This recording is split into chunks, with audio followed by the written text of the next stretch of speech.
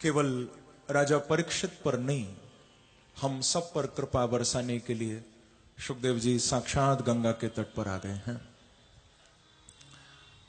और आप लोग ये नहीं समझना कि सुखदेव जी कोई साधारण संत महात्मा हैं। आज ही आपने कथा सुनी थी, परीक्षित को बचाने उत्तरा के पेट में कौन गया था।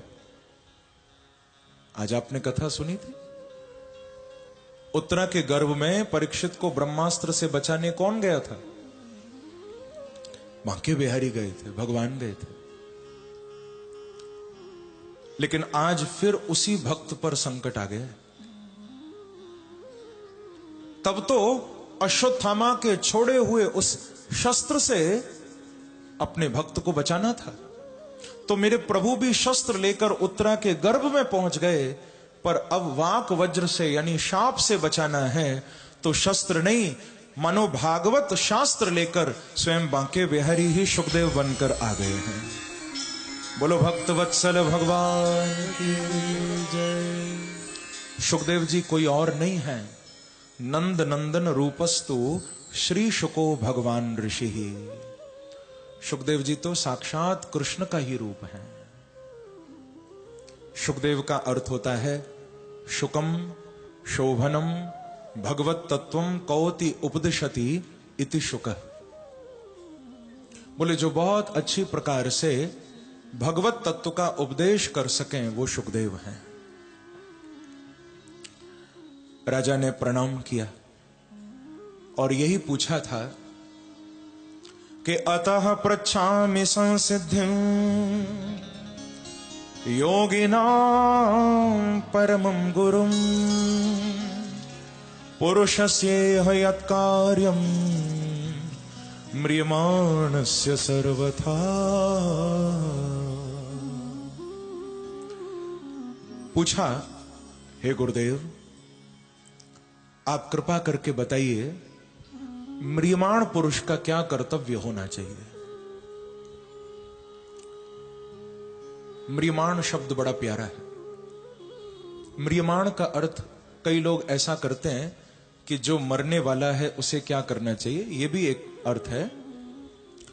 पर यदि गहराई से विचार करो तो म्रियमाण शब्द में सानच प्रत्यय का प्रयोग है संस्कृत व्याकरण की दृष्टि से, और यह सानच प्रत्यय वर्तमान क्रिया का बोध कराता है, प्रेजेंट टेंस। यानी परीक्षित ये नहीं पूछ रहे कि मरने वाले को क्या करना चाहिए, परीक्षित पूछ रहे हैं कि जो मर रहा है उसे क्या करना चाहिए। ऐसा नहीं कि जो मरेगा उसे क्या करना चाहिए, बोले जो मर रहा है वो क्या करे। आप लोग समझ लेना, भागवत का सार बस यही है कि मरने वाले को क्या करना है, जो मृत्यु की ओर अग्रसर है क्या करे। यही भागवत का सार है।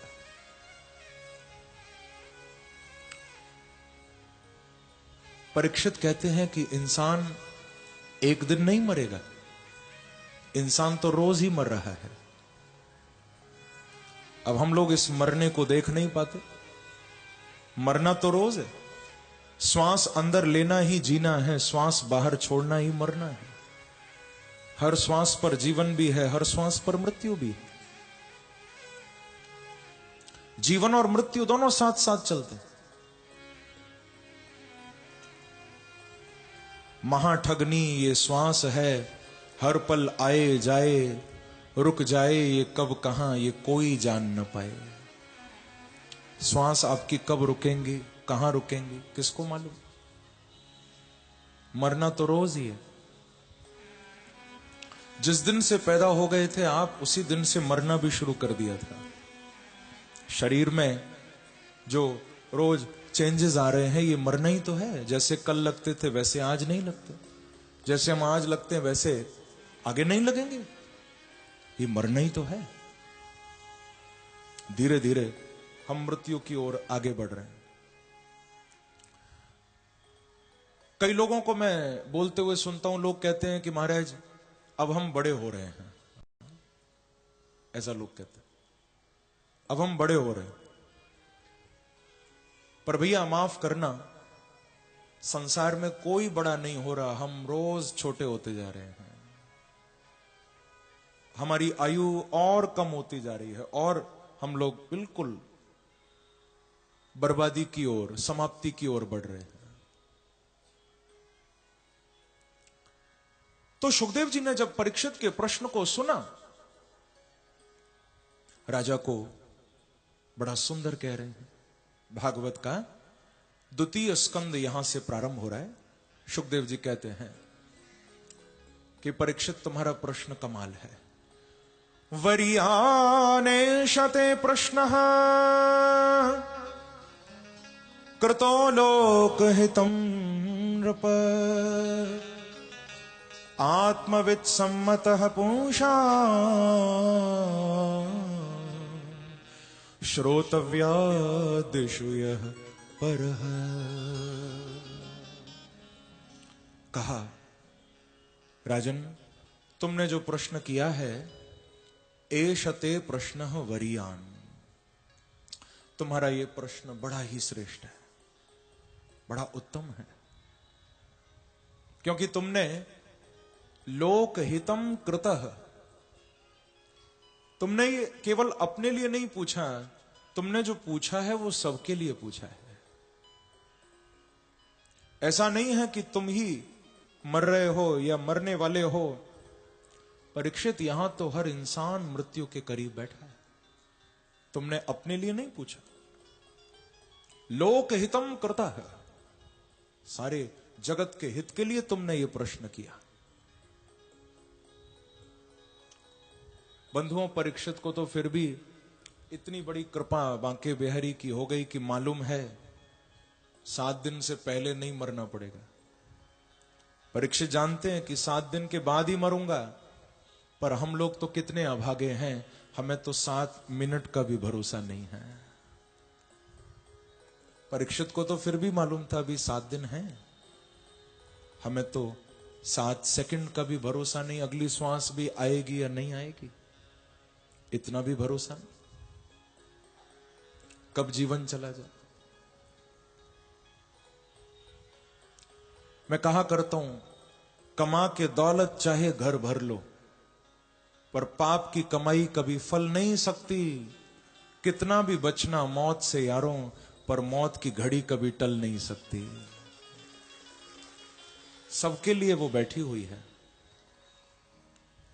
सुखदेव जी ने बड़ा सुंदर यहां उपदेश परीक्षित को आके किया। एक श्लोक में कहा कि राजन, मरने वाले को तो 3 काम करने चाहिए। कौन कौन से, आप भी सुनिए। कि तस्माद् भारत सर्वात्मा भगवान ईश्वरो हरि श्रोतव्यः कीर्तितव्यश्च स्मर्तव्यश्चेच्छता भयम्। ये 3 काम बताए। जिसकी मृत्यु निकट हो उस जीव को ये 3 काम करने चाहिए, यानी हम सबको करने चाहिए। सबसे पहला, श्रोतव्य, जितना हो सके भगवान का श्रवण करो, सुनो उनके बारे में, उनके नाम को सुनो, उनकी लीला को सुनो। फिर कीर्तितव्यश्च, जितना हो सके कीर्तन करो, गाओ। और तीसरा है स्मर्तव्य, यदि अपने मरण को सुधारना है, कौन कौन चाहता है कि हमारा मरण सुधर जाए? वैसे लोग ये कम चाहते हैं कि मरण सुधर जाए, ये ज्यादा चाहते हैं कि मरना ही ना पड़े। प्रेम से कहिए श्री राधे। ये ज्यादा चाहते हैं। लेकिन भागवत में सुखदेव जी कह रहे हैं कि परीक्षित, मरण को सुधारना है तो बड़ा छोटा सा काम करना है। मरण के आगे बस आधा सा लगाना है। मरण से पहले आधा सा लगा लो। स्मर्तव्य है, बोले जिसने स्मरण कर लिया बांके बिहारी का, उसका मरण पक्का सुधर जाएगा, इसमें कोई संदेह नहीं है। स्मरण ही हमारे मरण को सुधार सकता है। स्मर्तव्य। यदि अभयम इच्छिता, यदि अभय होना चाहते हो परीक्षित, स्मरण करो। देखो ये 3 काम बड़े प्यारे, ऐसा नहीं कि एक साथ करने। कोई सुनाने वाला मिले तो सुनो भगवान के बारे में, कोई सुनने वाला मिले तो सुनाओ भगवान के बारे में, और दोनों में से कोई ना मिले तो अकेले बैठ के याद करो प्रभु को। 3 काम बता दिए देखो, और कुछ ना कुछ इन तीनों में से करते रहो हमेशा। आगे राजा परीक्षित को शुकदेव जी ने यही कहा कि राजन, भगवान के 2 प्रकार के स्वरूप हैं। पाताल में तस्य ही पाद मूलम पठंति पार्षणे प्रपदे रसातलम। पहले विराट स्वरूप का वर्णन किया, फिर प्रादेश मात्र सूक्ष्म स्वरूप का वर्णन किया, सद्य मुक्ति और क्रम मुक्ति का वर्णन किया। शुकदेव जी ने 2 स्कंद के 4थे अध्याय में मंगलाचरण भी किया कि भूतैर महद्भेय इमा पुरो विभुर निर्मायशेते यदुमूष पुरुषः भुंक्ते गुणान् षोडश षोडशात्मकः सोऽलंकृशिष्ट भगवान वचांसि में। कहा कि हे प्रभु, मैं आपकी कथा गाने जा रहा हूं, आप ही ऐसी कृपा करो मेरे ऊपर। ये शुकदेव जी कह रहे हैं भागवत में कि हे बांके बिहारी, मैं तुम्हारी कथा गाने जा रहा हूं, पर इतनी शक्ति नहीं है कि कोई आपकी कथा गा सके। तो ऐसी कृपा करो कि अपने गुणों से आप मेरी वाणी को शोभित कर दो, अपने अनंत गुणों को लेकर मेरी इस वाणी पर आप बैठ जाओ और अपनी शक्ति से अपनी कथा आप मेरे द्वारा करवाओ प्रभु। ये शुकदेव जी कह रहे हैं। देखो, आज का कोई वक्ता अभिमान करे कि मैंने भागवत सुना दी, मैंने कथा सुना दी, तो वो तो अभागा है। क्योंकि मैंने आपको कल भी बताया था कि कथा गाने की सामर्थ्य ये किसी इंसान की नहीं हो सकती है। हाँ, कोई शरीर भले ही यहां बैठ जाता है, पर शक्ति तो बांके बिहारी देते हैं। उनकी शक्ति से ही कथा गाई जा सकती है, उनकी शक्ति से ही कथा सुनी जा सकती है। एक बार कहिए श्री राधे, श्री राधे। तो सुंदर मंगलाचरण किया। आगे पद्म कल्प की सृष्टि का वर्णन किया, जिसमें ब्रह्मा के तप का वर्णन है। नारद द्वारा प्रश्न करने पर श्री ब्रह्मा जी ने उनको बताया कि कैसे उन्होंने 100 वर्षों तक तप किया था, जिस तप के प्रभाव से भगवान के वैकुंठ का दर्शन ब्रह्मा जी को हुआ, और भगवान ने ब्रह्मा को चतुश्लोकी का उपदेश भी किया। ये प्रसंग सुनाया। श्री शुकदेव जी महाराज यहां से भागवत के 3 स्कंद का प्रारंभ कर रहे हैं। इस 3 स्कंद में सबसे पहले श्री विदुर और उद्धव जी का संवाद आया है। इन दोनों का मिलन वृंदावन में हुआ था। उद्धव जी के द्वारा विदुर जी को मालूम चला था कि भगवान कृष्ण अब अपनी लीला को विश्राम देके परम धाम जा चुके, क्योंकि विदुर जी महाभारत के युद्ध में नहीं थे। महाभारत युद्ध से पहले ही विदुर जी तीर्थ यात्रा करने चले गए थे। तो इनको कुछ भी नहीं मालूम कि महाभारत में क्या हुआ, महाभारत के बाद क्या हुआ। श्री उद्धव जी ने इनको वृंदावन में बताया कि महाभारत प्रभु ने करा दी, पांडव जीत गए, भगवान ने अपने कुल का भी उद्धार कराया, द्वारिका सागर में डूब गई और भगवान कृष्ण परम धाम पधारे। विदुर जी को उद्धव ने कहा कि भगवान जाने से पहले आपको ज्ञान देना चाहते थे। हे विदुर जी, आपको प्रभु ने याद किया था। भगवान कह रहे थे कि उद्धव, यदि विदुर होते तो आज मैं उनको ज्ञान देता। देखो, विदुर जी कोई साधारण भक्त नहीं है। सारी दुनिया भगवान को याद करती है, पर विदुर जी उन भक्तों में से हैं जिनको मेरे बांके बिहारी याद करते हैं। उद्धव ने कहा कि जाने से पहले प्रभु ने आपको याद किया था, और भगवान चाह रहे थे कि आपको कुछ ज्ञान देकर जाएं, पर आप तो तीर्थ यात्रा में लगे हुए थे महाराज। तो भगवान आपको ज्ञान नहीं दे पाए। पर अभी भी यदि आप उस ज्ञान को पाना चाहते हो तो आप हरिद्वार चले जाओ। हरिद्वार में संत मैत्रेय ऋषि के आश्रम पर आप जाइए और वो सारा ज्ञान जो भगवान आपको देना चाहते थे वो सब मैत्रेय ऋषि के पास सुरक्षित है, वहां से आप प्राप्त करिए। तो श्री विदुर जी मैत्रेय ऋषि के पास गए हैं और वहां से सुंदर सुंदर ज्ञान की बातें इन्होंने प्राप्त की, सुंदर प्रश्न हुए, उत्तर हुए। श्री मैत्रेय ऋषि ने विदुर जी को सृष्टि क्रम का बड़ा विस्तार पूर्वक वर्णन किया, बताया कि कैसे भगवान संसार को बनाते हैं। इन्होंने पूछा था, सुखाय कर्माणि करोति लोको नतई सुखम वान्यदुपारवम वा। मैत्रेय जी ने बताया कि विदुर जी, सबसे पहले भगवान के अंदर यह भाव उठता है कि एकोहम बहुश्यामः। परमात्मा जब एक से अनेक होना चाहता है तो भगवान संसार की रचना कर देते हैं। आप लोगों को मैं एक बात पूछूं, यदि आपको एक कमरे में बंद कर दिया जाए और किसी से मिलने न दिया जाए, अकेले आप हो, आपको अच्छा लगेगा?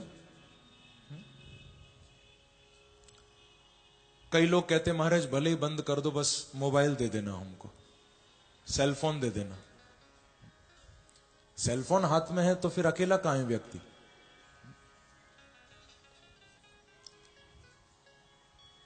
मोबाइल तो आजकल सबके पास है। कई बार तो ये कथा में भी चैन नहीं लेने देता। इस सेलफोन की वजह से देखो लोग कथा छोड़ छोड़ के भागते हैं।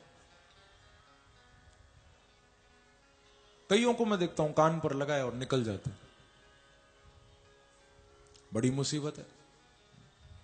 अरे थोड़ी देर कथा में तो शांति से बैठो, फिर तो दुनिया भर की बातें बनानी ही है आपको।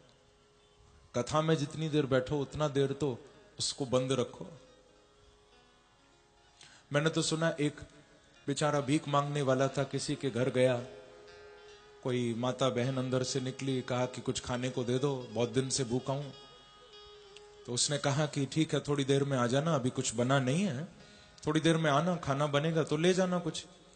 तो बोला कि ठीक है बहन जी मेरा नंबर नोट करो, मेरे मोबाइल पर मिस कॉल दे देना, भोजन बन जाए तो मैं आ जाऊंगा। प्रेम से कहिए श्री राधे। कई दिन से खाया नहीं है पर सेलफोन चालू है। जीवन बैलेंस में हो ना हो, सेलफोन में बैलेंस पूरा है। इस बात की बड़ी चिंता लोगों को रहती। एक हमारे पंडित जी हैं, वो तो सारा दिन यही देखते रहते हैं, फोन में बैलेंस खत्म तो नहीं हो गया। बंधुओं ध्यान रखना, ठीक है ये सब एक विज्ञान का चमत्कार है, हमें उपयोग करना चाहिए। हाँ, क्योंकि कई बार सेलफोन जान भी बचा सकता है। कभी आप मुसीबत में हो तो ये एक ठीक है, बहुत बड़ा माध्यम है। परंतु कहीं वो सेलफोन ही गले की फांसी न बन जाए, आप चैन से खा ना सको, पी ना सको, ऐसा फोन किस काम का? थोड़ी देर शांत रहने दो उसको, थोड़ी देर बंद रखो। अरे पहले जब फोन नहीं होते थे तब भी लोगों में बहुत प्यार होता था, बल्कि मैं तो कहूंगा सेलफोन आने से प्रेम भी कम हो गया। पहले तो बड़ा इंतजार करते थे कि भाई फलाना रिश्तेदार कभी आएगा, हम मिलेंगे।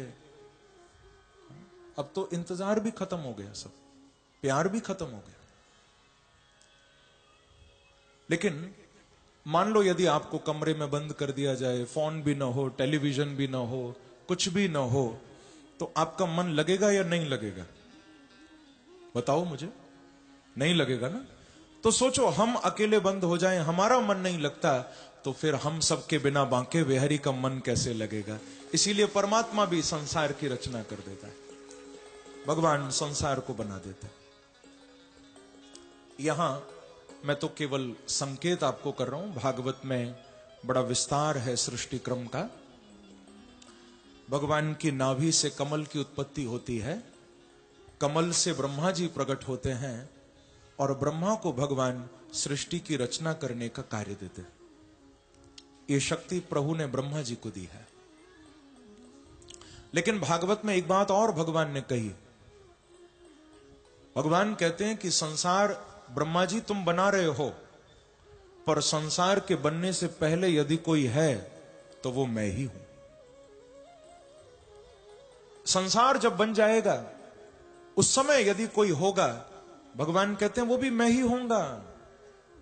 और जब अंत में सब कुछ मिट जाएगा तो यो वशेत सोस्मे हम, भगवान कहते हैं अंत में जो बाकी बचेगा वो भी मैं ही होऊंगा। यानी सृष्टि से पहले भी भगवान है, सृष्टि के समय भी भगवान है, और अंत में भी बांके बिहारी ही बचेंगे, भगवान ही बचेंगे। ब्रह्मा की मानसी सृष्टि में सनत कुमारों की उत्पत्ति का प्रसंग सुनाया। ब्रकुटी से रुद्र भगवान की उत्पत्ति का प्रसंग सुनाया। देखो, ब्रह्मा की ब्रकुटी से रुद्र भगवान प्रकट हुए हैं, क्योंकि जब सनत कुमारों को सृष्टि की आज्ञा दी थी तो इन्होंने सृष्टि का कोई विस्तार नहीं किया। सनत कुमार तो मैंने पहले भी बताया ब्रह्मचर्य अवतार हैं, तो इन्होंने सृष्टि का विस्तार नहीं किया।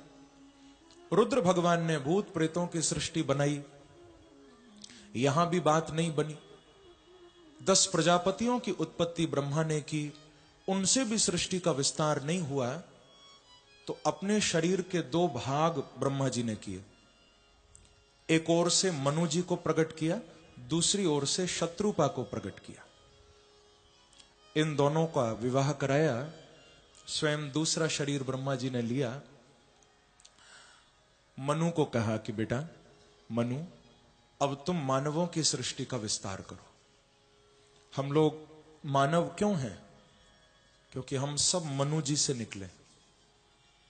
हम सब के पूर्वज श्री मनु जी महाराज, इसीलिए हम सब मानव हैं।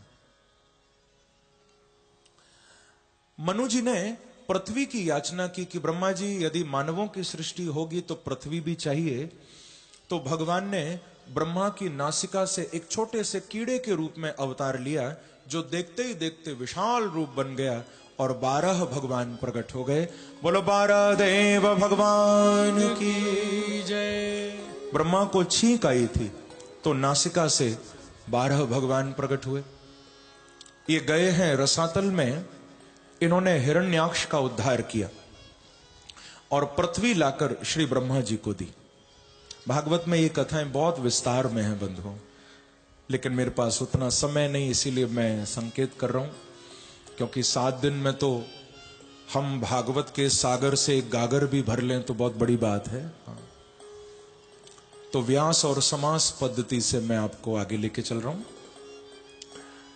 श्री मनु जी महाराज ने मैथुन धर्म से अपनी 5 संतानों को उत्पन्न किया। मनु जी के 2 बेटे थे, प्रियव्रत और उत्तानपाद।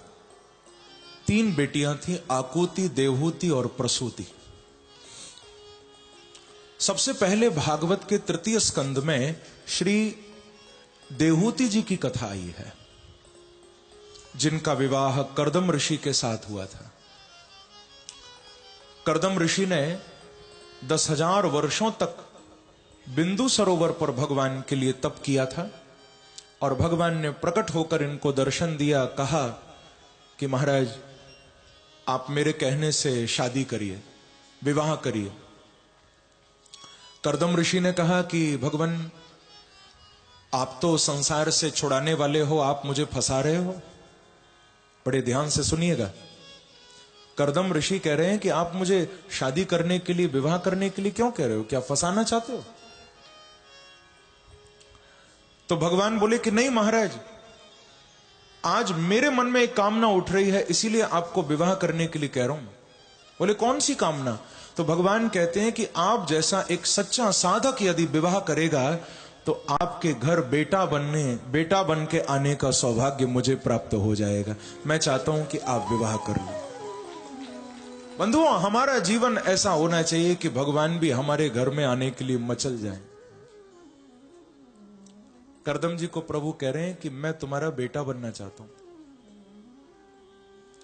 कि सहाहम स्वां सकलया त्वदवीरेण महामुने तव क्षेत्रे देवहूत्या प्रणश्ये तत्व संहिता। ऐसा भगवान ने कहा। बाद में विवाह हुआ।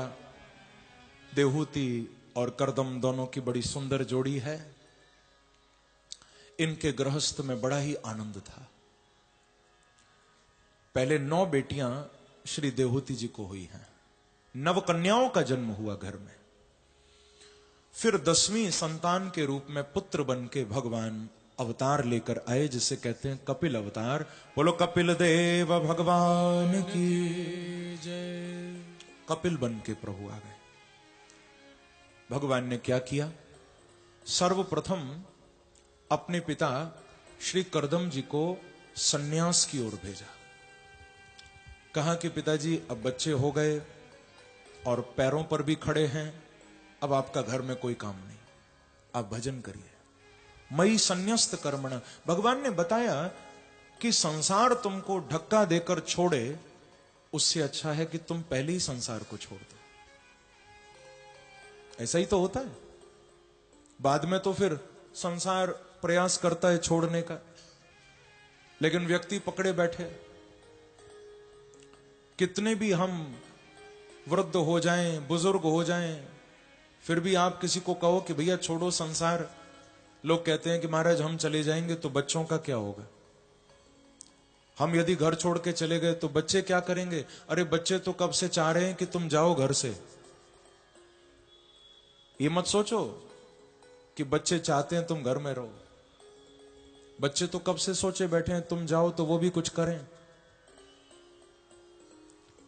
व्यक्ति का मोह है जो छूटता नहीं।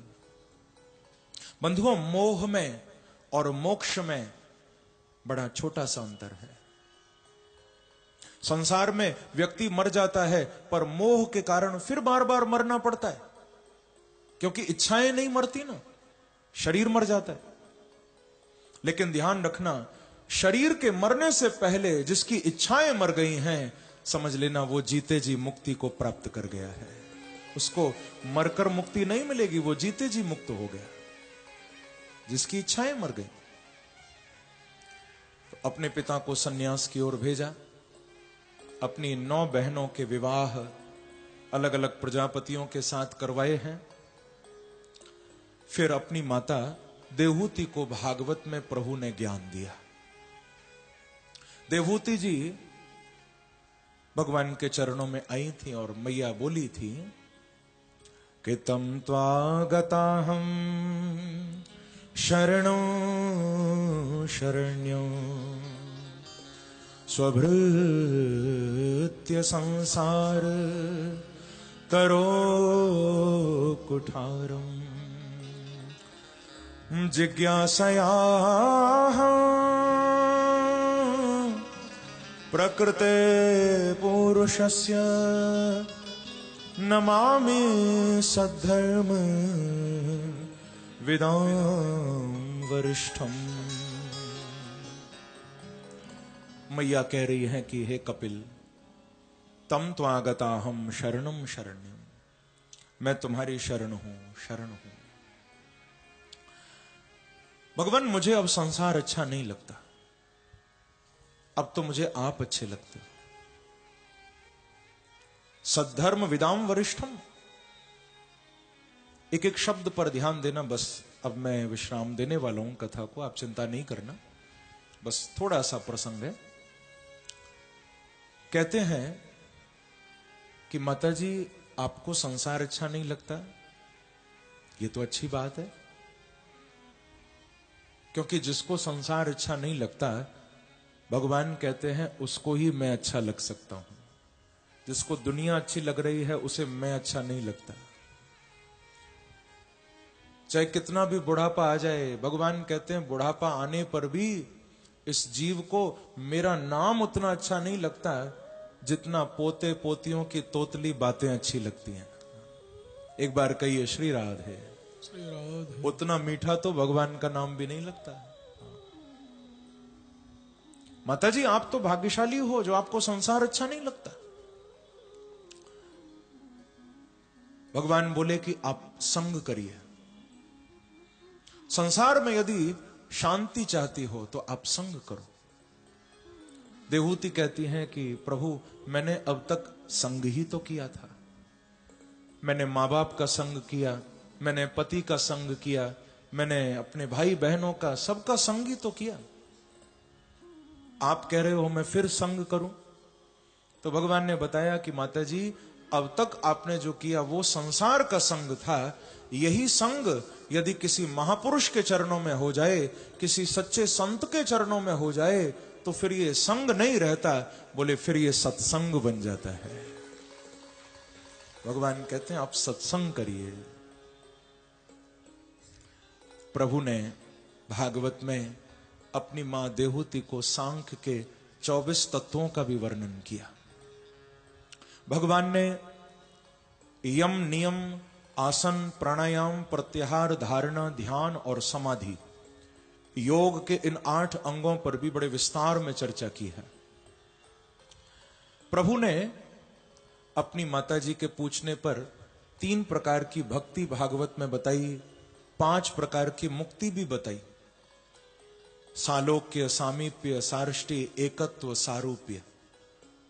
और ये भी भगवान कहते हैं कि माताजी लेनी हो तो मेरे से मेरी भक्ति लो, मुक्ति के पीछे मत भागो।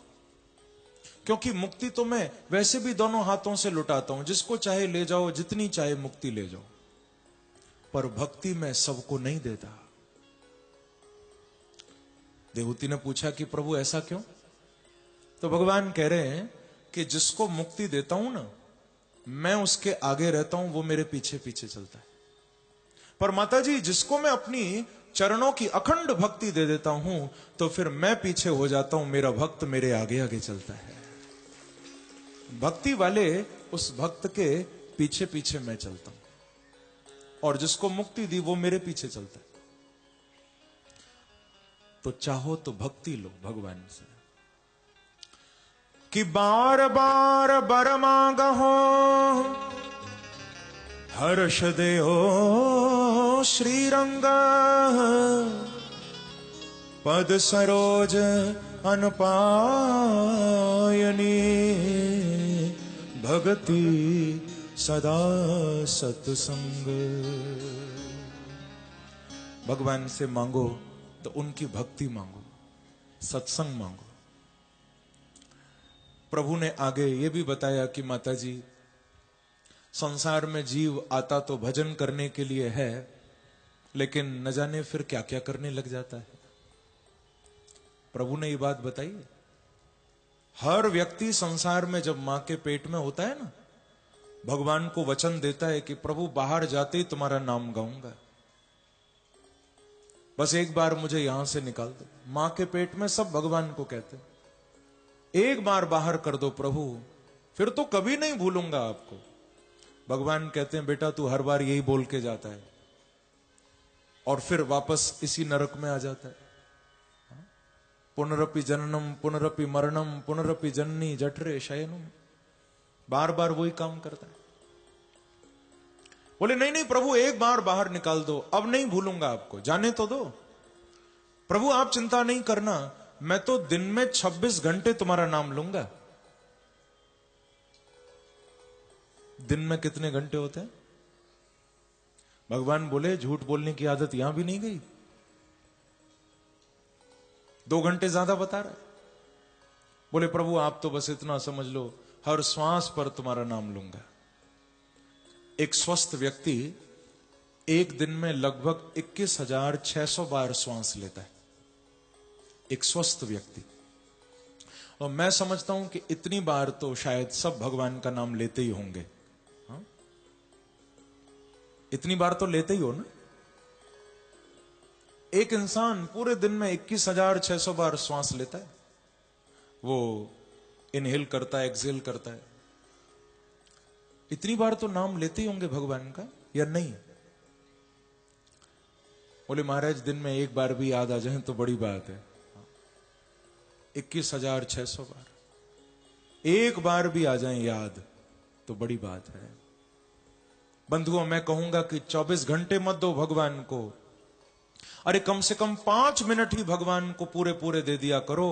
जब अंतिम समय तुम्हारा आएगा तब आप देखना, आप विचार करोगे तब कि जो संसार को समय दिया था वो बेकार हो गया, और जो 5 मिनट रोज भगवान को दिए थे वही अंत में काम आएंगे आपके। 5 मिनट तो दो भगवान को कम से कम, पर इतना ध्यान रखो वो 5 मिनट पूरे भगवान के होने चाहिए।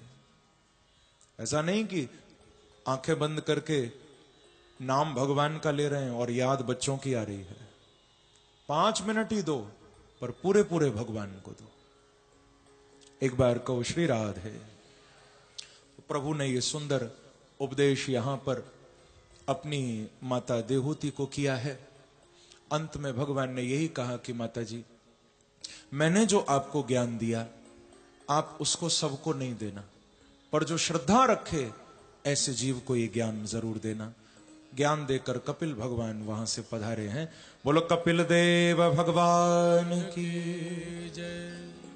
आगे चतुर्थ स्कंद में 4 प्रकरण हैं, धर्म अर्थ काम मोक्ष। धर्म प्रकरण के अंतर्गत भोले बाबा का बड़ा सुंदर प्रसंग सुना है, जिसे कहते हैं सती चरित्र। सती चरित्र भागवत में आया है। भगवान शिव की कथा है, क्योंकि ब्रह्मा के पुत्र दक्ष ने अपनी बेटी सती जी का विवाह शिव के साथ किया था, महादेव के साथ किया, पर आपस में फिर शिव से बड़ा मनमुटाव हो गया दक्ष का। और छोटी सी बात थी, जिस यज्ञ में बड़े बड़े देवता बैठे हुए थे उस यज्ञ में दक्ष का सबसे अंत में आगमन हुआ था।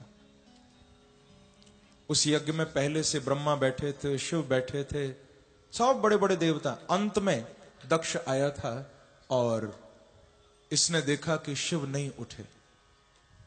ध्यान रखना, संसार में ऐसे लोग बहुत होते हैं जो सम्मान के भूखे होते हैं। हमें सम्मान मिले, हमें सम्मान मिले। और कमाल की बात यह है कि सम्मान लेने के भूखे होते हैं, देने के भूखे नहीं होते। पर मैं ये बात कथा में कहा करता हूं बंधुओं, आप यदि सम्मान चाहते हो तो सम्मान दिया भी करो, सम्मान देना शुरू करो। क्योंकि जो केवल अपने लिए सम्मान चाहता है पर दूसरों को नहीं देता, उसका कभी ना कभी अपमान भी जरूर होता है। पर जो दूसरों को आदर देने लगता है उसका कभी कोई अपमान नहीं कर सकता, वो हमेशा सम्मान पाता है, जिसने आदर देना सीख लिया। आप झुकना सीखो, परमात्मा आपको ऊंचा उठाएगा। पर तुम पहले ही उठना चाहते हो तो फिर तो गिरना पड़ेगा ना। दूसरे को नीचा दिखाना चाहते हो, खुद उठना चाहते हो, फिर तो गिरना पड़ेगा। आज दक्ष ने जब उस सभा में आकर देखा कि सब खड़े हैं, केवल ब्रह्मा नहीं खड़े और शिव नहीं खड़े। ब्रह्मा को देखकर तो कुछ भी नहीं कहा कि ये तो मेरे पिता हैं, पर शिव को देखकर क्रोध आ गया कि अच्छा, एक तो मेरे दामाद हैं, दामाद तो बेटे की तरह होता है, ऊपर से खड़े भी नहीं हुए, एक बार आदर भी नहीं दिया मुझे। ऐसा नहीं था कि भोले बाबा जानबूझकर खड़े नहीं हुए, वो तो देख ही नहीं पाए ससुर जी कब आए। भैया किसी पर एक नशा चढ़ा हो तो फिर भी व्यक्ति को होश आ जाए।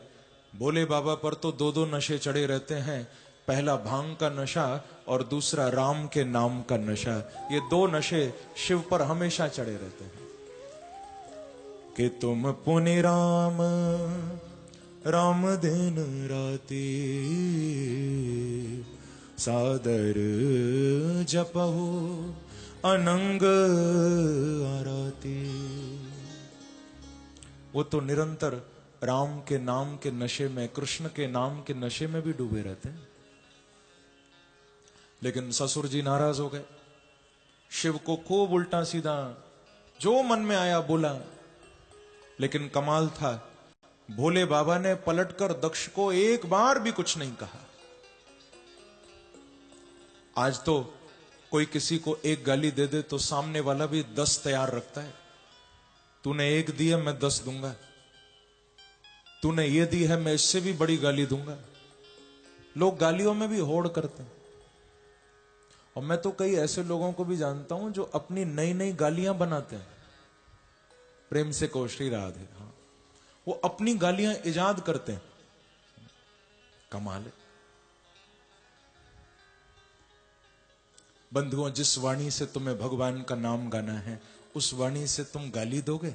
हाँ? क्यों उस वाणी को गंदा करते? दुनिया ये मोहब्बत को मोहब्बत नहीं देती।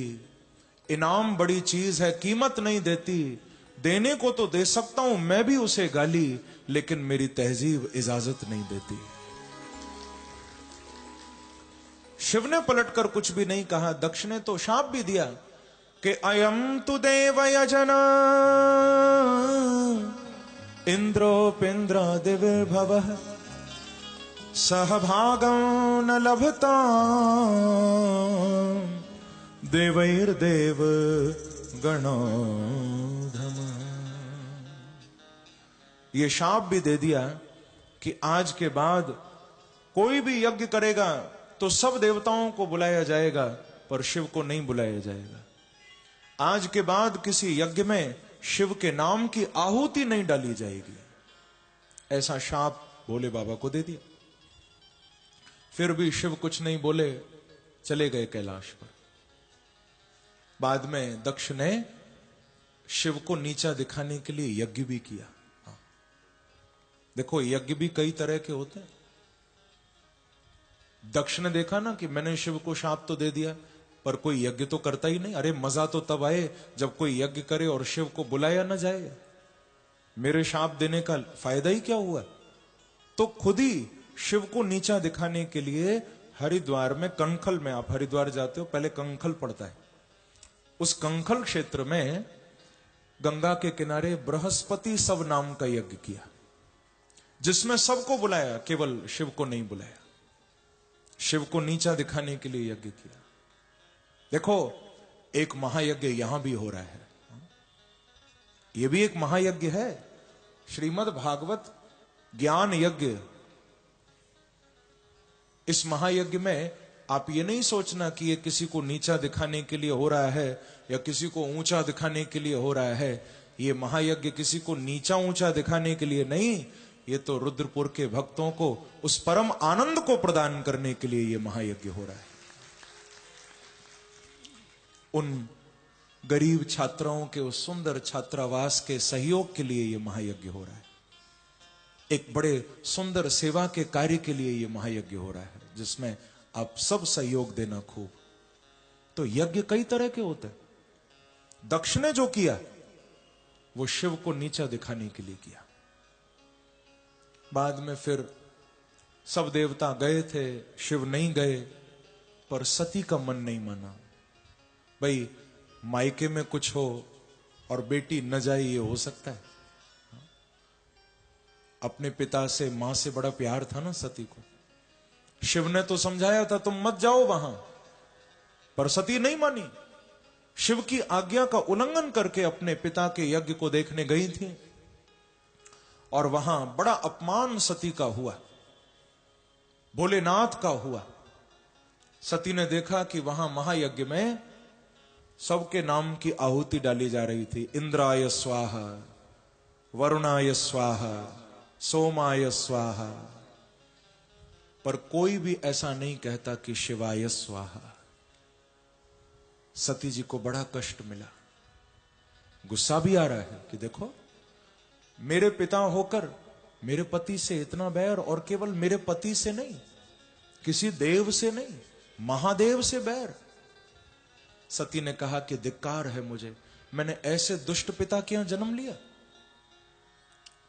क्योंकि बंधुओं, जो हरि और हर की निंदा सुने उसको तो गो हत्या के समान अपराध लगता है। कभी अपने प्रभु की निंदा नहीं सुनना। हां, हरिहर निंदा सुनई जे काना, होत पाप गोघात समाना। आपके भगवान की, आपके प्रभु की, कोई आपके इष्ट की कोई निंदा करता हो, यदि शक्ति है तो उसको चुप कराना, शक्ति नहीं है तो कम से कम वहां से चले जाना, कानों में उंगली डाल लेना, पर अपने प्रभु की निंदा नहीं सुनना कभी। सती जी को क्रोध आया और उसी समय सती के शरीर से योग अग्नि निकली है, और जिस योगाग्नि में सती का शरीर जल के भस्म हो गया।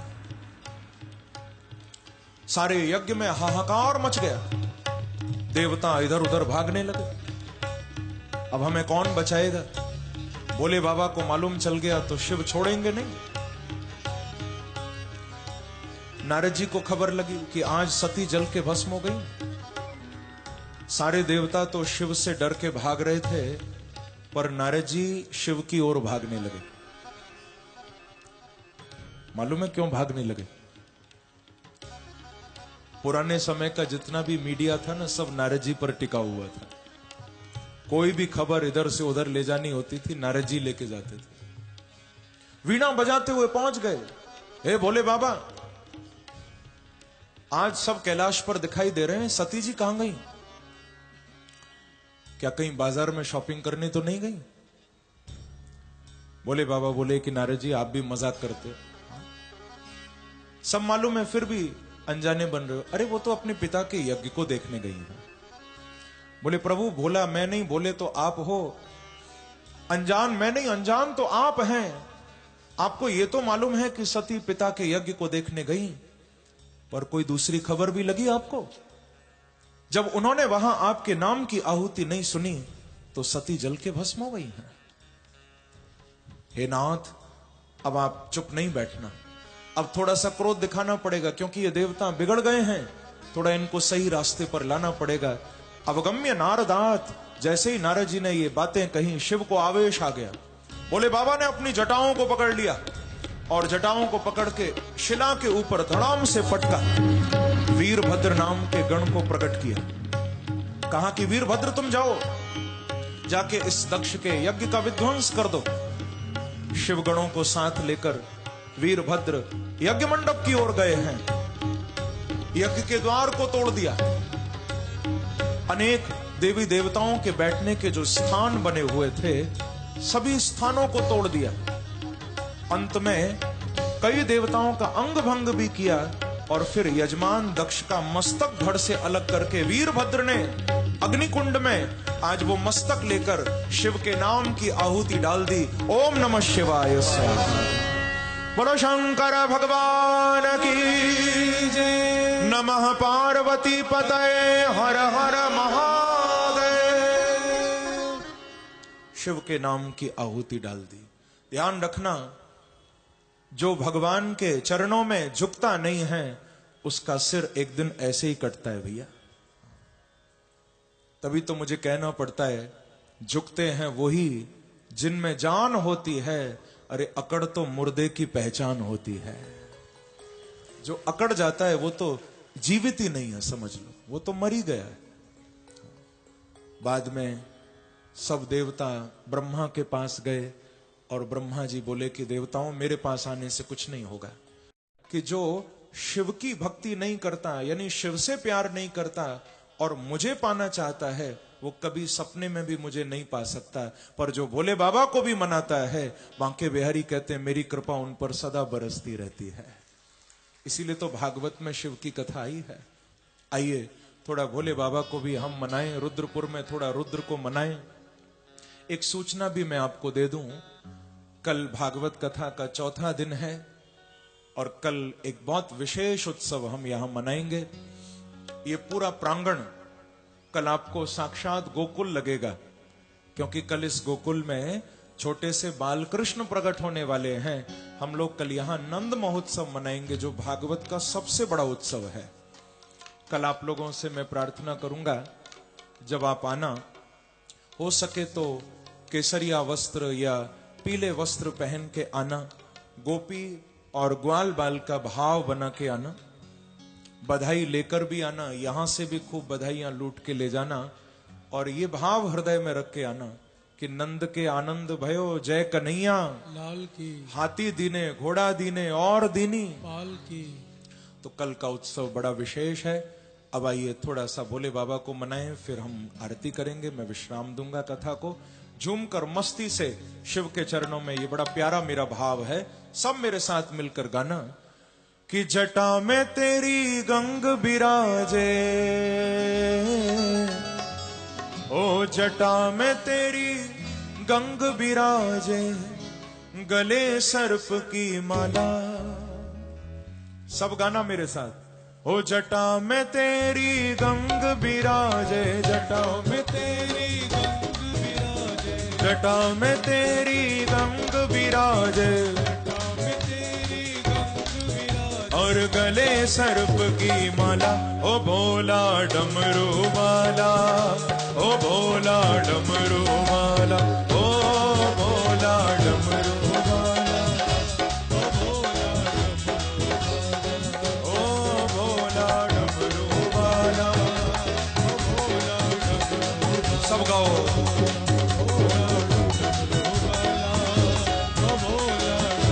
ऐसे नहीं, दोनों हाथ से ताली की सेवा करते हुए।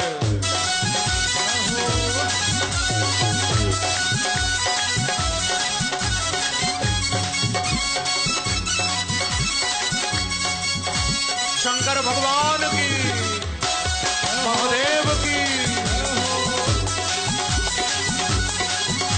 ओ जटा में तेरी गंग बिराजे, जटा में तेरी गंग बिराजे, और गले सर्प की माला। ओ भोला डमरू वाला, ओ भोला डमरू वाला, ओ भोला डमरू वाला, ओ भोला डमरू वाला। ओ तेरे अंग भुजंग सुहाए, तेरे अंग भुजंग सुहाए, ओ तेरे अंग भुजंग सुहाए, तेरे अंग भुजंग सुहाए।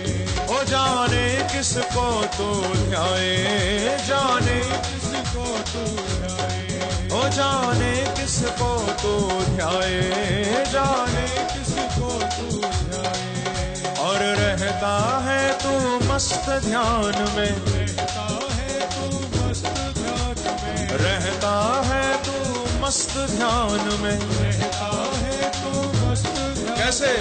पीकर भंग का प्याला, भोला डमरू वाला, ओ भोला डमरू वाला, ओ भोला डमरू वाला, ओ भोला डमरू वाला, ओ भोला डमरू वाला, भोला डमरू वाला, ओ भोला डमरू वाला, ओ भोला डमरू। गाइए जय बम बम भोले, जय बम बम भोले, जय बम बम भोले, जय बम बम भोले, ओ जय बम बम भोले, जय बम बम भोले, बम बम भोले।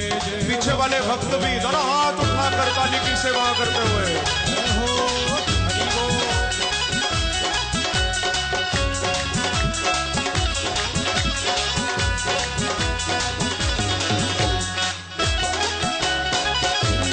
शंकर भगवान की, कैलाश बिहारी की।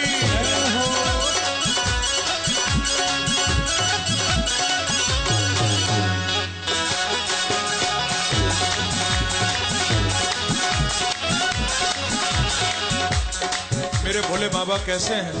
तेरी महिमा किसी ने न जानी, तेरी महिमा किसी ने न जानी, ओ तेरी महिमा किसी ने न जानी, तेरी महिमा किसी ने न जानी। ओ भोले तू सबसे बड़ा है दानी, ओ तू सबसे बड़ा है दानी, भोले तू सबसे बड़ा है दानी, भोले तू सबसे बड़ा है दानी।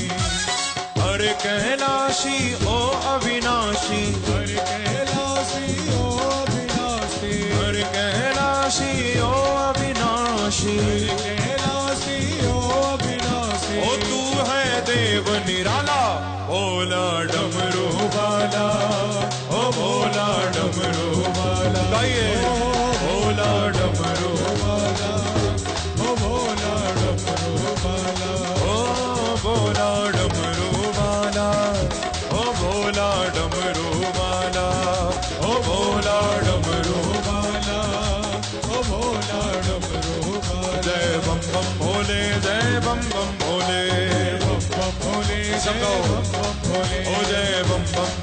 जय बम बम भोले, बम बम भोले, जय बम बम भोले, जय बम बम भोले, जय बम बम भोले, जय बम बम भोले, जय बम बम भोले, जय बम बम भोले, जय बम बम भोले, जय बम बम गाइए मस्ती से हो जय बम बम भोले, जय बम बम भोले, बम बम भोले, जय बम बम भोले, हो जय बम बम भोले, जय बम बम भोले, जय बम बम भोले, जय बम बम भोले, ओ जटा में तेरी गंग विराज, जटा में तेरी गंग विराज, जटा में तेरी गंगा विराज, गाइए और गले सर्प की माला, ओ भोला डमरू वाला, ओ भोला डमरू वाला, ओ भोला डमरू वाला, ओ भोला डमरू वाला, ओ भोला डमरू वाला,